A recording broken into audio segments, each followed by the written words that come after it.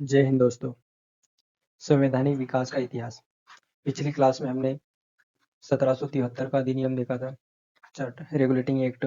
उसके बाद में 1781 का, उसके बाद में 1784 का पीट्स इंडिया एक्ट। उसके बाद में हमने 1793 का, और उसके बाद में 1813 का चार्टर एक्ट देखा था। 1773 में बंगाल के गवर्नर को गवर्नर जनरल बना दिया गया और एक उच्चतम न्यायालय की स्थापना की गई। कंपनी के जो कर्मचारी थे उनको निजी व्यापार करने का मना कर दिया गया और यहाँ पर एक 4 सदस्यीय परिषद बनाई गई। और इसके तहत 1781 इसकी कमियों को दूर करने के लिए ये एक्ट लाया गया था 1781 का। 1784 में बोर्ड ऑफ डायरेक्टर और बोर्ड ऑफ कंट्रोल को बनाया गया था। और 1793 में भारतीय जो कर्मचारी कंपनी के कर्मचारी थे उनके जो वेतन दिया जा रहा था वो भारतीय राजस्व में से दिया जाएगा। और 1813 का एक्ट था, उसमें कंपनी का लाइसेंस 20 वर्ष और बढ़ा दिया गया। और चीन और चाय के व्यापार को छोड़कर उनके एकाधिकार को समाप्त कर दिया गया और ईसाई पादरी को भारत में आने की अनुमति दी गई। अब हम आगे के अधिनियम देखते हैं। सबसे पहला है 1833 का चार्टर अधिनियम। इसकी विशेषताएं ये हैं, इसके द्वारा कंपनी के व्यापारिक अधिकार को पूर्णतः समाप्त कर दिया गया। जो ईस्ट इंडिया कंपनी आई थी, भारत में व्यापार करने के उद्देश्य से आई थी, व्यापार करने के, लेकिन वो यहाँ पर राजनीतिक और प्रशासनिक कार्य करने लगी। यहाँ पर प्रशासनिक कार्य करने लगी और शासन अपने हाथों में ले लिया था। इसलिए उनका जो इंग्लैंड गवर्नमेंट थी या इंग्लैंड की संसद थी, उन्होंने इनके व्यापारिक अधिकार को समाप्त कर दिया। अब कंपनी सिर्फ शासन का कार्य करेगी। बंगाल के गवर्नर को अब गवर्नर जनरल कहा जाने लगा। बंगाल के गवर्नर को गवर्नर जनरल कहा जाने लगा। और बम्बई और मद्रास की परिषदों में विधि निर्माण की शक्ति थी उसको वापस ले लिया गया। और विधिक परामर्श हेतु गवर्नर जनरल की परिषद में एक चौथे सदस्य विधि सदस्य को शामिल किया गया। जो 1773 के तहत 4 सदस्यीय परिषद बनाई गई थी, उसमें एक सदस्य और जोड़ गया जो विधि सदस्य के तौर पे आया था। भारत में दास प्रथा प्रचलित थी तो उसको खत्म किया गया 1843 तक। और जो इस अधिनियम के तहत भेदभाव को समाप्त किया गया। भेदभाव को किसी भी व्यक्ति के साथ धर्म, जन्म स्थान, मूल, वंश, रंग के आधार पर उसको भेदभाव नहीं किया जाएगा या अयोग्य नहीं ठहराया जाएगा। इस बिना भेदभाव के कंपनी में उसको जो नौकरियां दी जाएगी, जैसे वर्तमान में हमारे यहाँ संविधान का आर्टिकल 17 जो भेदभाव या अस्पृश्यता को खत्म करता है। गवर्नर जनरल की परिषद को राजस्व के संबंध में पूर्ण अधिकार दे दिए गए और गवर्नर जनरल को संपूर्ण देश के लिए एक बजट बनाने का अधिकार दिया गया। बजट का प्रावधान 1833 के एक्ट से चालू हो गया था। भारतीय कानूनों का वर्गीकरण किया गया। कई सारे कानून होते थे अलग अलग कार्यों के लिए, अलग अलग प्रशासन को नियमित करने के लिए, नियंत्रित करने के लिए। और इस विधि आयोग की नियुक्ति की गई और 1834 में लॉर्ड मेकाले की अध्यक्षता में प्रथम विधि आयोग का गठन किया गया। 1834 में किया गया और लॉर्ड मेकाले इसके अध्यक्ष थे। तो देखते हैं अगला 1853 53 का चार्टर अधिनियम। इसमें जो पहले क्या होता था, अपॉइंटमेंट डायरेक्ट की जाती थी। अपॉइंटमेंट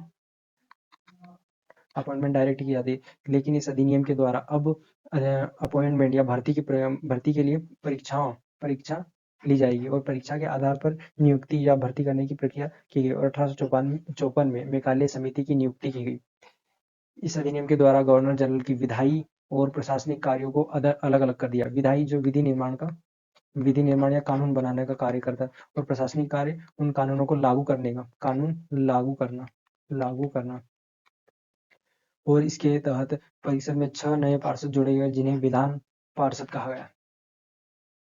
अगला जो अधिनियम 1858 का अधिनियम।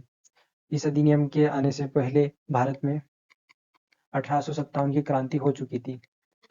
इसके परिणाम स्वरूप 1858 का भारत शासन अधिनियम आया। इस अधिनियम की कई विशेषताएं, जैसे भारत का शासन डायरेक्ट ब्रिटिश क्राउन के हाथों में सौंप दिया गया और भारत में एक मंत्री परिषद की व्यवस्था की गई। भारत में एक राज्य सचिव का पद बनाया गया, जो कि ब्रिटेन में ब्रिटिश संसद में भारत का प्रतिनिधित्व करता था। और ये जो भी निर्णय लेता था वो सर्वमान्य होता था, अंतिम निर्णय इसी का होता था। और 15 सदस्यों की एक भारत परिषद का सृजन किया गया। 8 सदस्य उसमें ब्रिटिश सरकार के थे और 7 सदस्य कंपनी के निदेशक मंडल के थे। और भारतीय मामलों पर ब्रिटिश संसद का सीधा नियंत्रण हो गया।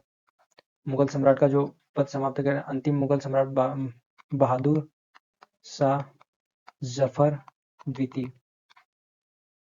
और फिर अगला जो विशेषता है, इस अधिनियम के जो बोर्ड ऑफ डायरेक्टर और बोर्ड ऑफ कंट्रोल को समाप्त कर दिया गया, जो कि 1784 के एक एक्ट के तहत बनाया गया था। व्यापारिक काम और प्रशासनिक कार्य को नियंत्रित करने के लिए बनाया गया था। राज सचिव का पद बनाया गया। इसके बाद भारत के गवर्नर जनरल का नाम बदलकर वायसराय कर दिया गया। वायसराय कर दिया गया। और जो प्रथम वायसराय था वो लॉर्ड कैनिंग था। और ये लॉर्ड कैनिंग अंतिम गवर्नर जनरल भी था। अंतिम गवर्नर जनरल एवं प्रथम वायसराय था। अगला जो एक्ट था 1861 का भारत परिषद अधिनियम। गवर्नर जनरल की कार्यकारिणी परिषद का विस्तार किया गया। सदस्यों की संख्या को बढ़ा दिया गया और विभागीय प्रणाली का प्रारंभ हुआ लॉर्ड कैनिंग के द्वारा। गवर्नर जनरल को पहली बार अध्यादेश जारी करने की शक्ति प्रदान की गई। ऐसे अध्यादेश की अधिकतम अवधि 6 माह की होती है। जैसे वर्तमान में हमारे संविधान में राष्ट्रपति को भी अध्यादेश जारी करने की शक्ति दी गई है। तो जब संसद के दोनों सदन सत्र में नहीं हो तो राष्ट्रपति अध्यादेश जारी कर सकता। और वो कानून अधिकतम संसद के सत्र में आने के बाद में उसको संसद में पास करवाना होता, या उस कानून की अधिकतम अवधि होती 6 माह 6 सप्ताह की होती है। और अगला जो था गवर्नर जनरल था, जिसको वायसराय कहा जाने लगा, उसको बंगाल, उत्तर पश्चिम सीमा प्रांत और पंजाब में विधान परिषद स्थापित करने की शक्ति दी गई। और इसके द्वारा कानून बनाने की प्रक्रिया में भारतीयों को शामिल करने की शुरुआत की गई। और वायसराय कुछ भारतीयों को विस्तारित परिषद में गैर सरकारी सदस्यों के रूप में नामांकित कर सकता था। डायरेक्ट अपॉइंटमेंट होती थी। और पहले भारतीयों को शामिल नहीं किया जाता था, लेकिन 1861 के एक्ट के बाद में ये सब किया जाने लगा। इसके बाद अगला जो एक्ट है 1873 का अधिनियम।